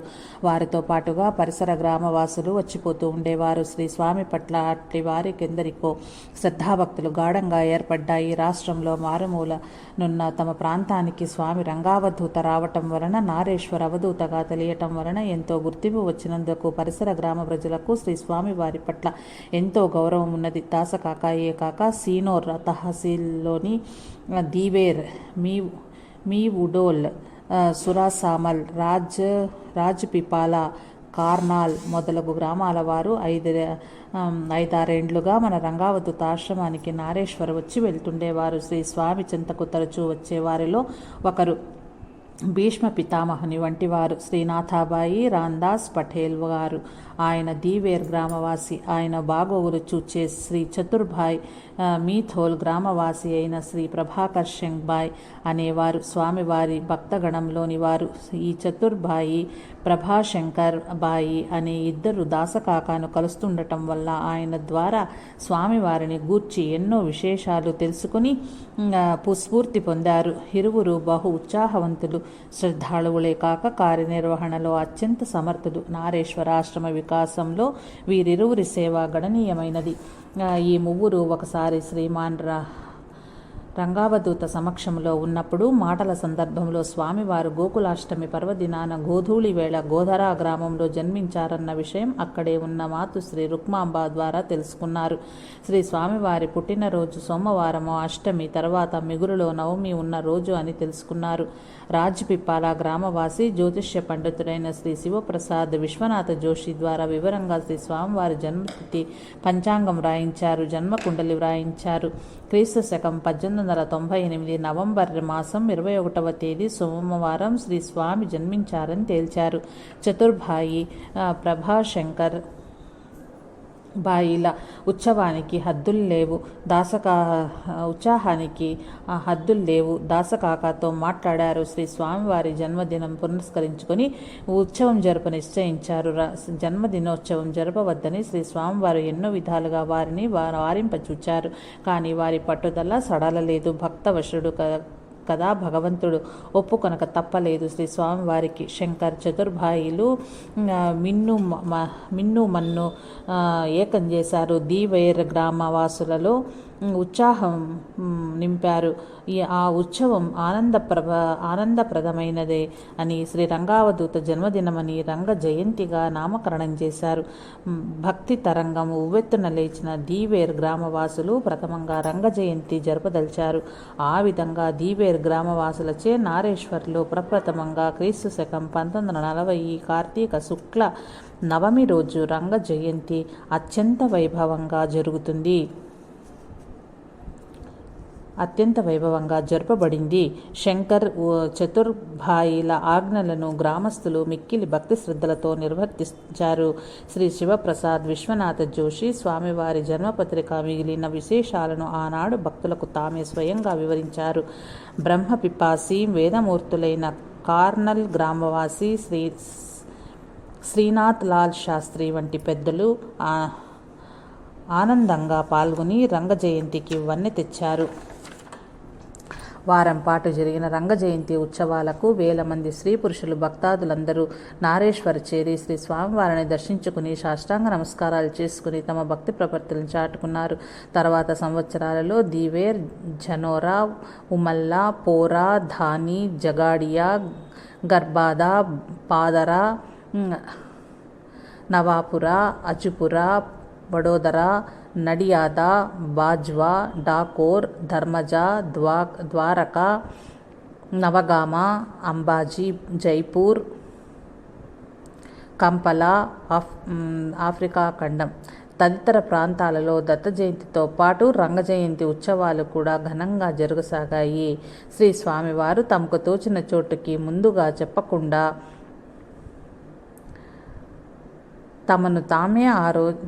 తమకు తామే ఆ రోజు వెళ్ళేవారు.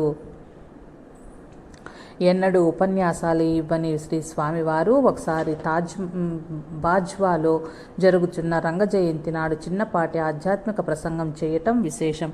ఇలా అప్పుడప్పుడు అక్కడక్కడ చేసిన చిన్నపాటి ఆధ్యాత్మిక ఉపదేశ సందేశాలను అమర ఆదేశ పేరుతో ముద్రణ చేయటం జరిగింది. శ్రీ స్వామివారు ఉపన్యాసాలు ఇవ్వటం బహు అరుదు.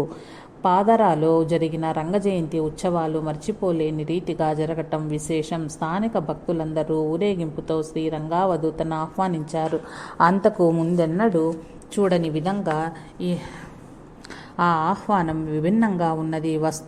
అమ్మకదారులు, వ్యాపారస్తులు తమ తమ దుకాణాలలోని వస్తువులతోనూ సామానులతోనూ వీధుల్లో రోడ్డుకు అటు నుండి ఇటు నిలువెత్తు వంపు తిరిగిన ఆకారపు తోరణాలతో అలంకరించి గురుదేవులను ఆహ్వానం పలకటం విశేషంగా ఉన్నది.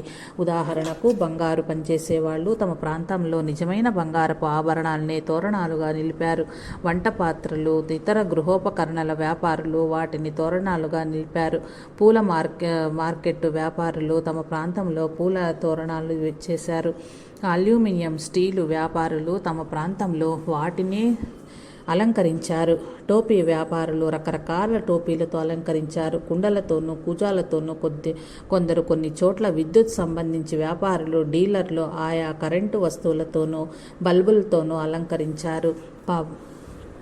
ప్లంబింగ్ సామాన్లతో కొందరు, రకరకాల చెప్పులు, బూట్లతో కొందరు, తమ తమ వ్యాపార దుస్తులతో ఇంకొందరు వీధుల్లో తోరణాలుగా హరివిల్లుల రోడ్డులో అటు నుంచి ఇటు అలంకరించి శ్రీ స్వామివారిని హృదయపూర్వకంగా ఆహ్వానించారు. అక్కడి కార్యక్రమానికి ముఖ్య నిర్వాహకులైన శ్రీ గుణ్వంతరి పూలవలే నిజమైన ముత్యాలను గురుదేవులపై వర్షంలాగు కురిపిస్తూ ఆహ్వానం పలికారు.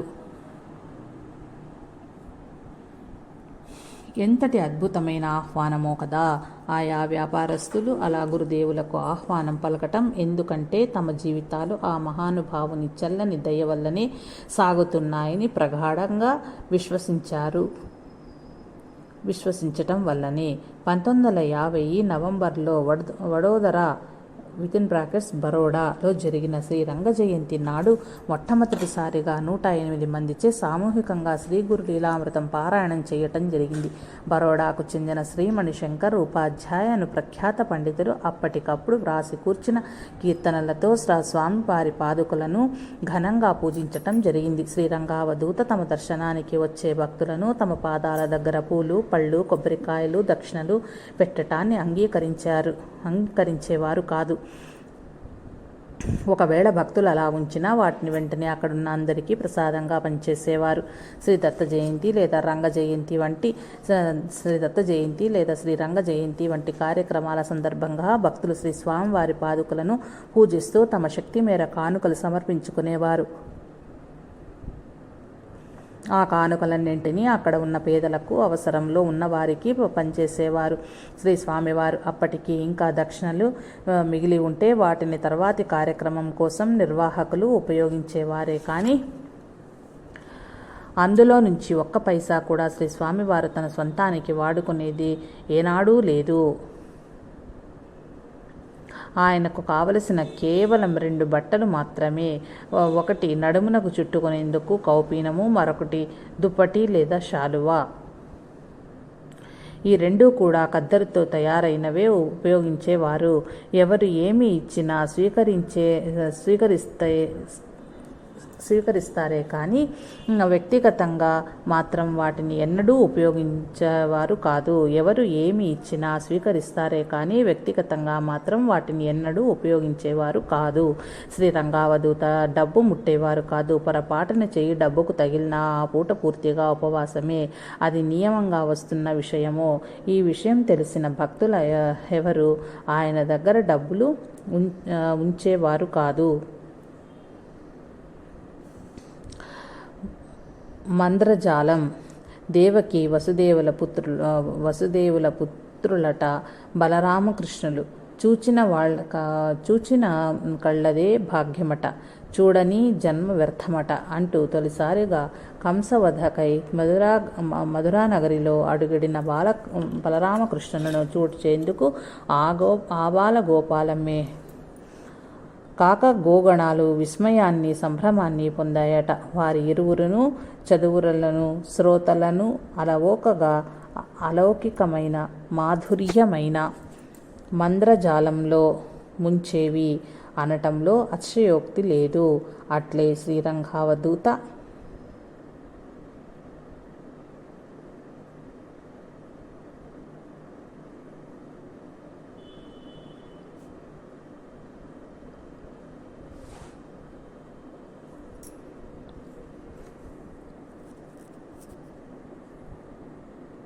భాగవతంలోని ఆ వర్ణనలు చతురులను శ్రోతలను అలవోకగా అలౌకికమైన మాధుర్య ప్రేమ మంద్రజాలంలో ముంచే పని ఆనందంతో అతిశయోక్తి లేదు. మంద్రజాలంలో ముంచేవని అనటంలో అతిశయోక్తి లేదు. అట్లే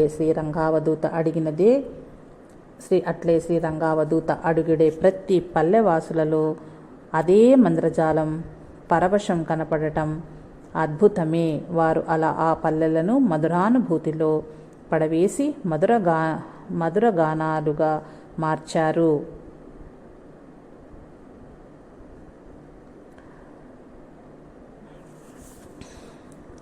క్షమించాలి, ఈ పేర మరి రిపీట్ చేస్తున్నాను కొంచెం.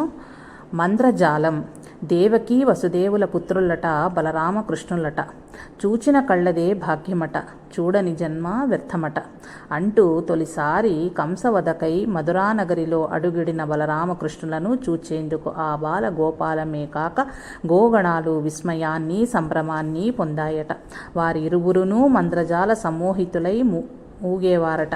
భాగవతములోని ఆ వర్ణనలు చదువరులను శ్రోతలను అలవోకగా అలౌకికమైన మాధుర్యమైన మంద్రజాలంలో ముంచేవని అనటంలో అతిశయోక్తి లేదు. అట్లే శ్రీరంగావధూత అడుగిడే ప్రతి పల్లెవాసులలో అదే మంద్రజాలం పరవశం కనపడటం అద్భుతమే. వారు అలా ఆ పల్లెలను మధురానుభూతిలో పడవేసి మధురానగరాలుగా మార్చారు. అవధూత చింతన శ్రీ గురుదేవ దత్త.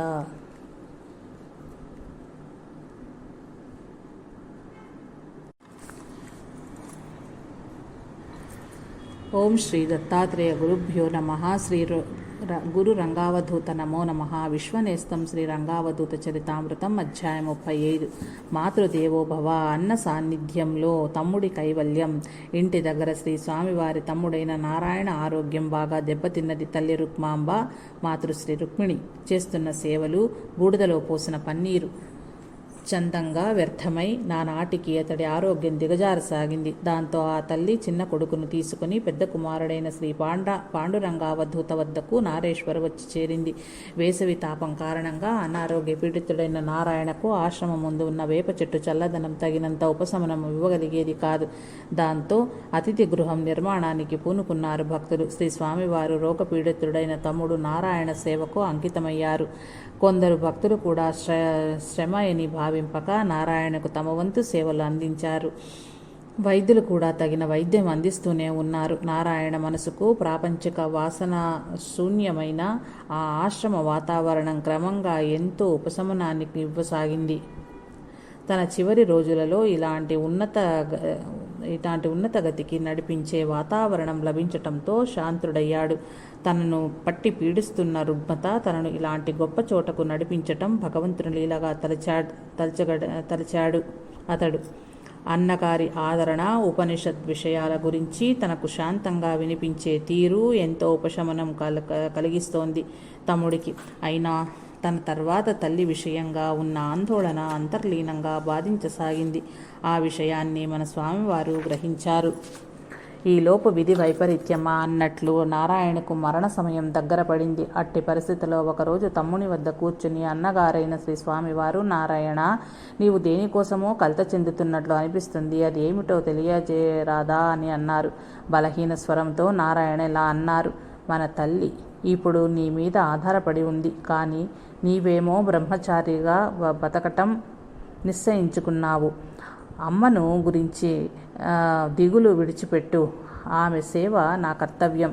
ఏ లోటు రాదు. ఈ నా సాధు జీవనం నుంచి అనుమానం వద్దు.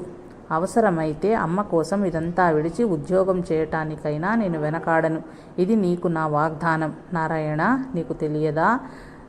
నమాతు పరదేవతం.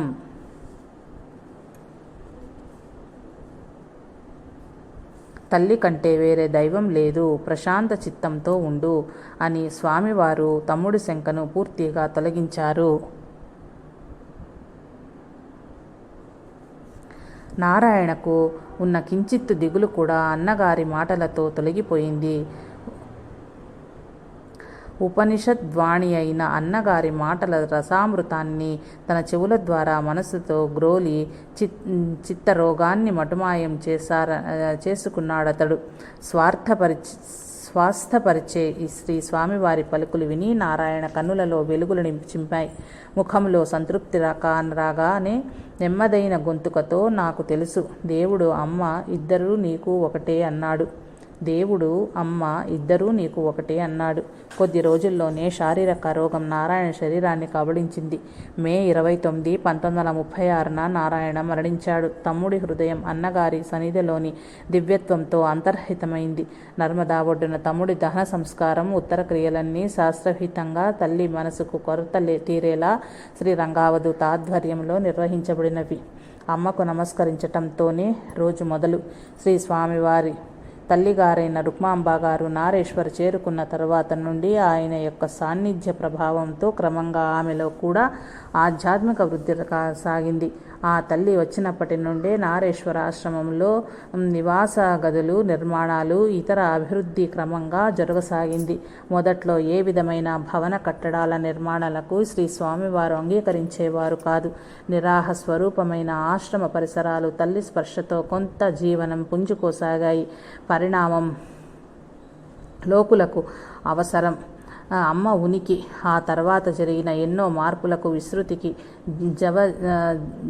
జవజీవాలను అందించింది. అమ్మకు ఏ అసౌకర్యం కలగకుండా చూచేందుకు నివాసం నిర్మితమైంది. ఈ క్రమంలో భక్తులు తమకు కూడా గదుల నిర్మాణంతో ఆవాసం కల్పించుకుంటున్నారు. చల్లని నీడకు వేప చెట్టే కాదు, ఇప్పుడు అక్కడ అమృతమయి అమ్మ కూడా ఉన్నది. ఈ మార్పులకు, విస్తరణకు అమ్మ మరియు వచ్చి వెళ్లే భక్తులే కారకులుగా, కర్తలుగా కూడా. శ్రీ స్వామివారు సాక్షిభూతులుగానే నిలిచారు. క్రమంగా ఆయా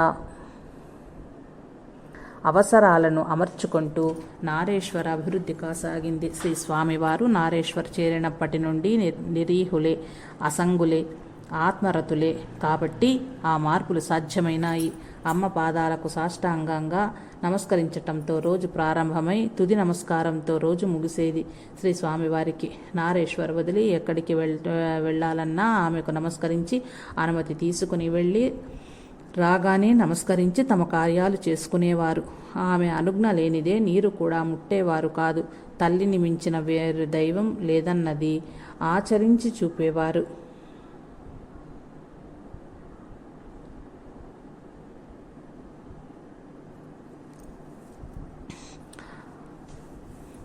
తల్లిని మించిన వేరు దైవం లేదన్నది ఆచరించి చూపారు. అమ్మ అనుమతి లేకుండా శ్రీ స్వామివారు ఏ పని, ఏ నిర్ణయం చేసేవారు కాదు. ఈ శ్రీ స్వామివారికి చిన్నతనం నుండి తిండి మీద శ్రద్ధ ఉండేది కాదు. ఒక ప్రత్యేకమైన కూర కావాలనో, మిఠాయిలు కావాలనో పేచి పెట్టేవారు కాదు. ఏదైతే వండి వార్చబడిందో అదే తినేవారు. నిజానికి ఆయన తినటానికి బ్రతకటం లేదు, బ్రతకటం కోసం తిన్నారు. ఆ రోజుల్లో తల్లి వండితే తప్ప మరెవ్వరూ వండినా తినేవారు కాదు. ఈ విషయం జ్ఞాపకం ఉంచుకున్న రుక్మాంబ నారేశ్వరాశ్రమంలో శ్రీ స్వామివారి కోసం తానే స్వయంగా ప్రత్యేకించి వండేవారు. ఆమె ముసలితనంలో కూడా ఆరోగ్యం సరిగా లేకున్నా శ్రీ స్వామివారి కోసం తానే వంట చేయటం ఆ తల్లి ప్రేమకు నిదర్శనం. బుచ్చియాపై మాతృమూర్తి ప్రేమ. రుక్మాంబ గారి కంటే ముందే ఆశ్రమానికి చేరిన బుచ్చియా అనే కుక్క ఎంతో నమ్మకస్తునిగా, జాగరూకతతో ఆశ్రమాన్ని కాపలా కాస్తూ ఉండేది. శ్రీ స్వామివారితో నర్మదా నదికి వెళ్ళి వస్తుండేది. భక్తులను రాత్రిళ్ళు అయినా పగలైనా నర్మదా నదికి రైల్వే స్టేషన్కు తీసుకువెళ్ళటం చేస్తుండేది. నమ్మకమైన సేవకునిలా పనిచేసే బుచ్చియాను రుక్మాంబ ఎంతో ప్రేమగా చూచుకునేది. బుచ్చియా తన అంతిమ కాలంలో ఏదో జబ్బు చేసి కదల్లేక తీవ్రంగా బాధపడుతున్న దశలో రుక్మాంబ చంటి బిడ్డకు సేవ చేసినట్లుగా దానికి స్వయంగా స్నానం చేయించి కొసరి ఆహారం తినిపించేది. మాతృశ్రీ రుక్మాంబ జీవితాంతము ఆశ్రమంలోనే ఉండటంతో ఆ మాతృమూర్తి వాత్సల్యాన్ని వచ్చి వెళ్ళే భక్తులతో పాటు బుచ్చియా కూడా చవిచూడటం గొప్ప విశేషమే. మరి గురు పాదుకార్చన నారేశ్వర్ వచ్చి కొంతమంది భక్తులు శ్రీ రంగావధూత పాదుకలను పూజ చేసుకోవాలనే కోరికతో ఆయనను అభ్యర్థించారు. ముందుగా వారి అభ్యర్థన త్రోసిపుచ్చిన శ్రీ స్వామివారు ఆ భక్తులలో వ్యక్తమవుతున్న నిష్కల్మష ప్రేమ, భగవంతుని యందు తరగని భక్తి విశ్వాసాలను చూస్తూ అంగీకరింపక తప్పలేదు. దాంతో పాదుకా పూజకు తన పాదుకలను అందించారు. అప్పటి నుండి ఆశ్రమంలో పాదుకా పూజ జరుగుతోంది. ఆశ్రమంలో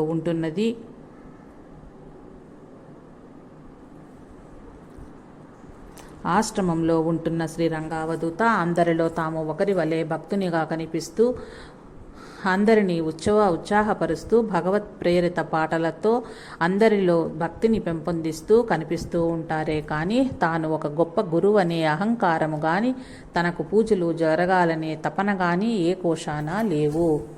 కానీ శ్రీ స్వామివారు ఆశ్రమానికి వచ్చే భక్తులందరి పాలిట సాక్షాత్తు దైవమే. అందుకే అట్టి శ్రీ స్వామివారిని మనసులోని ఆరాధించుకుంటున్న ఆ పల్లె జనం సాకారంగా ఆయనకు పూజలు సలుపుకోవాలనే ఇచ్చను పాదుకా పూజతో తీర్చుకుంటున్నారు. శ్రీ స్వామివారికి ప్రతిరూపంగా వారి చెక్క పాదుకలను ఆరాధన నిమిత్తము తమ తమ ప్రాంతాలకు కూడా తీసుకెళ్తూ ఉండేవారు భక్తులు. గురు సాంప్రదాయంలో పాదుకలకు ప్రత్యేక స్థానం కలదు. పాదుకలను ఆరాధించటం అనేది గురు సాంప్రదాయంలో ఒక భాగమే. పాదుకలను ఆరాధించడం అనేది సాక్షాత్తు సద్గురువును ఆరాధించటంతో సమానమే. ఆయనకు మరో రూపమే ఆ పాదుకలు. తాము సద్గురు పాదాలను శరణుజొచ్చినాము అనే దానికి సంకేతమే భక్తులు చేసే పాదుకా పూజ. తమకు ఆ సద్గురుమూర్తియే శరణ్యమని ఆయన సూచించిన మార్గము అనుసరించటమే తమకు యుక్తమై ఉన్నదని మనస వాచ కర్మణ తమను సంపూర్ణంగా అర్పణ కావించుకొని భగవంతునికి దూరం చేసే ఈ దృశ్యమాన ప్రపంచమంతా తమకు నశ్వరమని తమకు కీడు తలపెట్టుతున్నట్లు ఈ జగతి అంతా సద్గురుని సహాయంతో సద్గురుని స్వరూపమై చేస్తున్న బోధను స్వీకరించేలా చైతన్యపరచమని మనందరితో సహా జడజీవమంతా తానే భాసిస్తున్న సద్గురు తత్వమే అసలైన పరమాత్మ విశ్వ చైతన్య తత్వం అనే ఎరుకను కదిలపరుచుకోమని ఆ సద్గురు దేవుడిని ప్రార్థించటమే పవిత్ర గురుపాదుక ఆరాధన. పంచామృత అభిషేకాలతో షోడశోపచారాలతో వేద పఠనలతో సద్గురు పాదుకలను ఆరాధన చేస్తారు. శ్రీ రంగావధూత గురువర్యులు ప్రతి రూపంగా వారి పాదుక ఆరాధన నారేశ్వర్లో కొన్ని సంవత్సరాల పాటు నిర్విఘ్నంగా కొనసాగుచున్నది.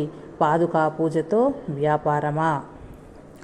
ఒక పర్యాయం శ్రీ స్వామివారు తమ పాదుకలు భక్తులకు ఇచ్చేందుకు నిరాకరించారు. అందుకు కారణం కూడా లేకపోలేదు. సాధారణంగా ఆశ్రమానికి వచ్చు చుట్టుప్రక్కల ప్రాంతాల భక్తులు తమతో పాటు పూలమాలలు,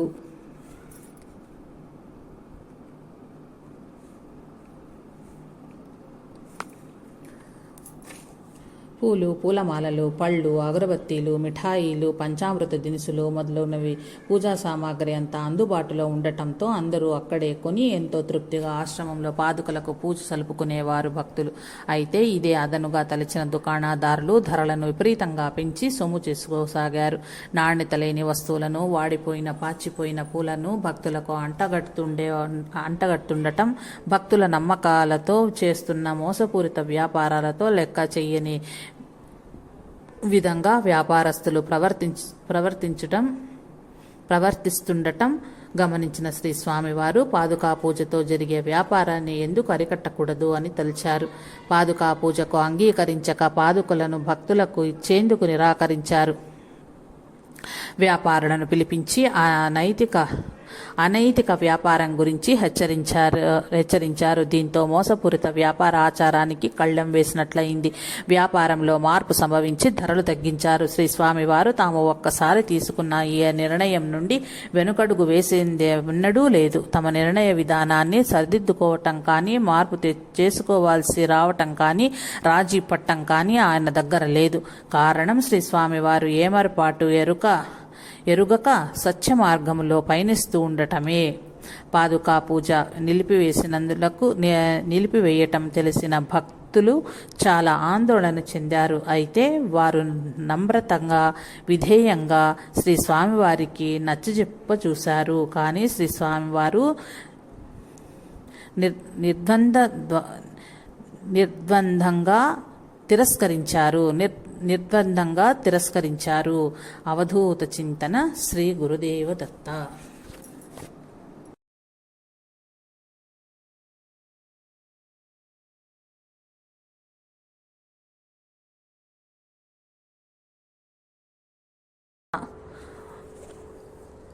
మాతృదేవోభవ. తల్లి మాటే శిరోధార్యం. ప్రతి సంవత్సరం చాలామంది యాత్రికులు కాలినడకన నారేశ్వర్ చేరుతుంటారు. అట్టి భక్త బృందాలలో పండితులైన శ్రీ విష్ణు ప్రసాద మరియు శ్రీ జయంతి లాల్ షాహ్ కూడా కలరు. భక్తులందరితో పాటు వారి ఇరువురు ఎప్పటిలానే శ్రీ స్వామివారి పాదుకలను అర్చించుకుని ప్రార్థన చేసుకోవాలనుకున్నారు. కానీ గురుదేవులు తమ పాదుకలను ఎవరికి ఇవ్వటం లేదని తెలిసి బాగా అసంతృప్తి చెందారు. దాంతో మాతృశ్రీ రుక్మాంబ చెంతకు చేరి శ్రీ స్వామివారి పాదుకలను ఇప్పించమని ఎంతగానో అభ్యర్థించారు. శ్రద్ధాళువులైన భక్తుల ప్రార్థనకు చెల్లించిన ఆ తల్లి రుక్మాంబ వెంటనే శ్రీ స్వామివారి దగ్గరకు వెళ్ళి, ఎందుకు ఈ భక్తులకు పాదుకలను ఇవ్వటం లేదు? వాళ్ల యొక్క నిబద్ధతను, విశ్వాసాన్ని సహిస్తున్న కష్టాన్ని పరికించి చూడు. సుదూర ప్రాంతాల నుండి అందుకోసమే వచ్చే భక్తుల పరిస్థితి ఏమిటి? వాళ్లను చింతాక్రాంతులను చేయవలసిందేనా అంటూ నీవు వ్యాపారులను ముందుగా మందలించావు కదా, అది సరిపోతుంది అని చెప్తూ పాదుకా పూజకు పాదుకలను ఇవ్వమని చెప్పింది. శ్రీ స్వామివారు నా ఆదర్శాలకు అపకీర్తి వచ్చేలాగా, నా నియమాలు వదులుకుని రాజీ పడేలాగా నేను ఈ పని పాదుకలు ఇవ్వటం ఎందుకు చెయ్యాలి? ఏమైనప్పటికీ నా పాదుకలు ఇవ్వమని నువ్వు అడుగుతున్నావు కాబట్టి నేను ఇస్తాను అని తమ నిర్ణయాన్ని సడలించుకుని పాదుకలు ఇవ్వటంతో తల్లి రుక్మాంబ అందుకుని వెనువెంటనే భక్తులకిచ్చారు. భక్తుల ఆనందం వర్ణనాతీతం. గౌరవ మర్యాదాత్మకమైన శ్రీ స్వామివారి వైఖరికి అభినందించిన రుక్మాంబ పాదుక ఆరాధనను తిరిగి కొనసాగింపచేశారు. తల్లి మాట కోసం తన నిర్ణయాన్ని సైతం వెనక్కు తీసుకోవటం చూస్తుంటే వారి ఆదర్శంలో పటుత్వం లేదనుకోవటానికి వీల్లేదు. ఎందుకంటే తల్లి ఆయనకు ప్రథమ దైవంగా నిలిచింది కాబట్టి. అంతేకాకుండా భక్తుల నిస్వార్థ ప్రేమ తపనలను కూడా పరిగణలోకి తీసుకున్నారు శ్రీ స్వామివారు. ఆయన ఒక సామెత గురించి పదే పదేలా చెప్తుంటారు. నువ్వు అడగనిదే అమ్మ అయినా అన్నం పెట్టదు అనే సామెతను మార్చి ఇలా చెప్పుకోవాలి. అడగగానే అన్నం వడ్డించేదే అమ్మ అని. ఎందుకంటే మాతృత్వానికి సజీవ సాకార రూపమే అమ్మ. తల్లిని మించిన దైవం లేదు. తల్లి అనుమతి లేకుంటే. ఒకసారి శ్రీ స్వామివారు నారేశ్వరం నుండి పడవ ప్రయాణం చేసి కోరాల్ వద్ద రైలు ఎక్కి వేరొక చోటకు వెళ్లాల్సి ఉంది. తాను నారేశ్వర్ వదిలి ఎక్కడికి వెళ్లాలన్నా తల్లికి సాష్టాంగ నమస్కారం చేసుకుని అనుమతి పొంది వెళ్లటం అలవాటు. తల్లికి చెప్పాలని ఆమె దగ్గరకు శ్రీ స్వామివారు వెళ్లేసరికి అప్పుడే స్నానాల గదిలోకి వెళ్ళింది అమ్మ. సేవలో ఉన్న భక్తులు చెప్పారు. దాంతో శ్రీ స్వామివారు, సరే, అమ్మకు నా నమస్కారాలు తెలియచేయండి, నేను వెళ్ళానని చెప్పండి, ఇప్పటికే చాలా ఆలస్యమైంది అని వాళ్లకు చెప్పి కష్టంతోనే అలా కొద్ది దూరంలో వెళ్లారో లేదో తల్లి స్నానాల గది నుండి వచ్చింది. విషయం తెలుసుకున్నది. కొద్దిసేపు కూడా ఆగలేకపోయాడా? అంత తొందర ఏమొచ్చింది అన్నది అక్కడి భక్తులతో. శ్రీ స్వామివారు నది ఒడ్డుకు చేరుకుని పడవనెక్కి కూర్చున్నారు. అది మిషన్ బోటు. అందువల్ల తాను త్వరగానే రైలు అందుకోగలనని అనుకున్నారు. కానీ బోటు యొక్క మిషను ఎంతకు పనిచేయకపోవడంతో తాను రైలును అనుకున్న సమయమంతా నది ఒడ్డునే గడిచిపోయింది. తల్లి ఆశీర్వాదం తీసుకోకుండా వచ్చినందువలనే ఇదంతా జరిగిందని తన తప్పిదం గ్రహించారు శ్రీ స్వామివారు. ఈ పొరపాటు మళ్లీ చెయ్యకూడదని శ్రీ స్వామివారు అప్పటికప్పుడు నిశ్చయం చేసుకున్నారు. ఆ నిశ్చయం చేసుకోవడంతోనే ఆగిపోలేదు స్వామివారు. తాను చేసిన పొరపాటుకు ప్రాయశ్చిత్తంగా ఆ రోజంతా ఉపవాసం ఉన్నారు. అద్వితీయం ఆ తల్లి బిడ్డల ప్రేమబంధం. మాతృసేవయే గురుసేవగా బిడ్డ బాధను దాచి ప్రేమను పంచే తల్లి. అందరికీ తండ్రిగా బాప్చి అని పిలువబడుతూ అవధూతగా కీర్తించబడుతూ దత్తస్వరూపులుగా ఆరాధించబడుతూ కూడా శ్రీ రంగావధూత తన దత్తభక్తిని ఏ క్షణము ఏమారకుండానే మాతృసేవయే గురుసేవయే అనే ఉన్నత భావంతో ఒక బిడ్డగా తన తల్లికి ఎనలేని సేవ చేస్తూ ఉండటం విశేషం. కుమారుడైన శ్రీ రంగావధూత భక్తికి సరిసమానంగా ఆయనపై అపార ప్రేమను కురిపిస్తోంది ఆ తల్లి రుక్మాంబ. వివేకవంతురాలైన రుక్మాంబ కూడా తన కుమారుని యొక్క దయాళు పైన విధి విధానాలలో ఏనాడు తలదూర్చి ఆటంకపరిచేది కాదు. ఎంతో గొప్పగా ఉన్నట్టు శ్రీ స్వామివారి స్వభావాన్ని బాగా అర్థం చేసుకున్న ఆ తల్లి తన కష్టాలను కానీ సమస్యలను కానీ చివరకు తన అనారోగ్యాన్ని కానీ స్వామివారికి తెలియనిచ్చేది కాదు. అలా తెలిస్తే ఆయన ఎక్కడ బాధపడతారోనని ఆ తల్లి నిబ్బరంగా ఉంటుంది. ఒకసారి మాతృశ్రీ రుక్మాంబ ఎక్కువసార్లు వాంతులు చేసుకుంటున్నారు. దాంతో ఆమె బాగా నీరసపడి శరీరం వణుకుతూ చెమటతో తడిసిపోయింది. కానీ అప్పుడు శ్రీ రంగావధూత భోజనం చేసే సమయం కావటంతో ఆ తల్లి తనను తాను స్వాధీనంలో ఉంచుకునేందుకు ఎంతగానో ప్రయత్నం చేసింది. ఆమెకు వాంతులు అవుతూ అనారోగ్యంతో ఉన్న సంగతి ఒకవేళ స్వామివారికి తెలిస్తే ఇక ఆ రోజు ఆయన భోజనం చేయరు. అందుకే ఆ తల్లి అలా తన అనారోగ్యాన్ని దాచుకునే ప్రయత్నం చేసింది. సాయంత్రానికి శ్రీ స్వామివారికి అమ్మగారి అనారోగ్యం గురించి తెలిసి ఆమెకు వైద్యం చేయించి ఆమె పాదాల దగ్గరే తాను ఉండి సేవలు చేశారు.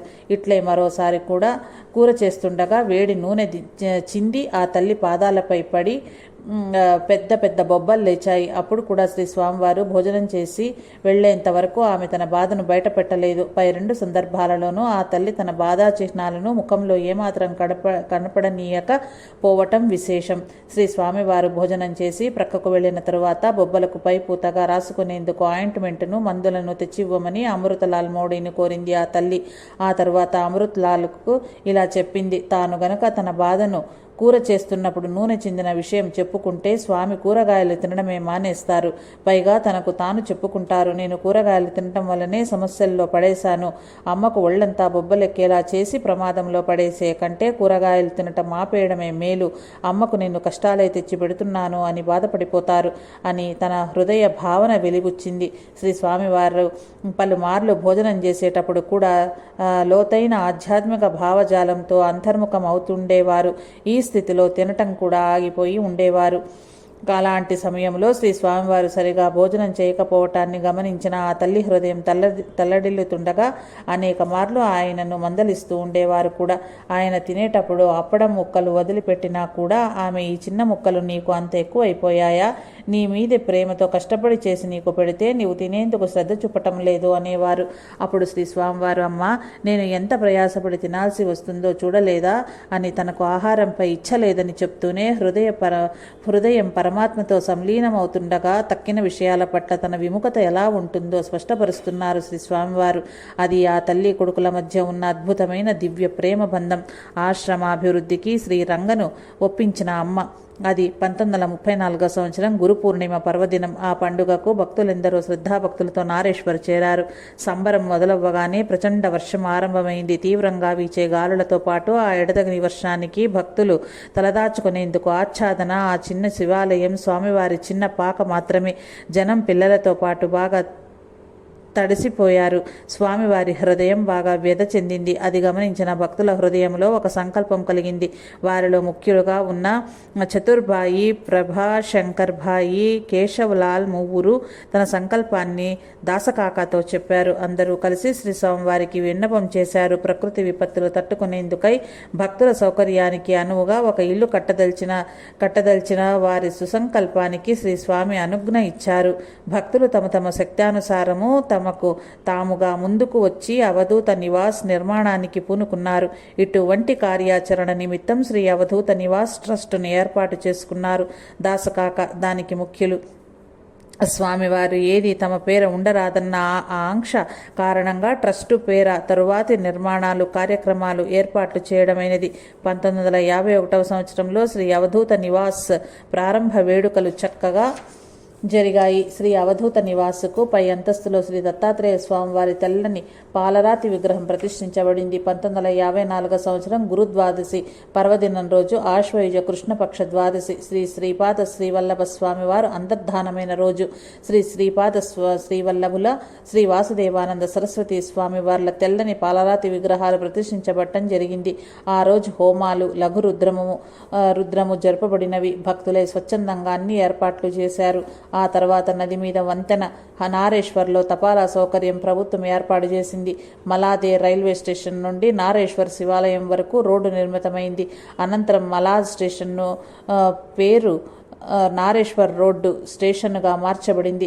మాతృశ్రీ రుక్మాంబాను ఆశ్రయించి మాతృవాత్సల్యాన్ని చవిచూచిన భక్తులు ఆమె ద్వారా స్వామి అనుజ్ఞను పొంది అవధూత నివాస్ ట్రస్ట్ ద్వారా ఆశ్రమాన్ని ఎంతో విస్తరించారు.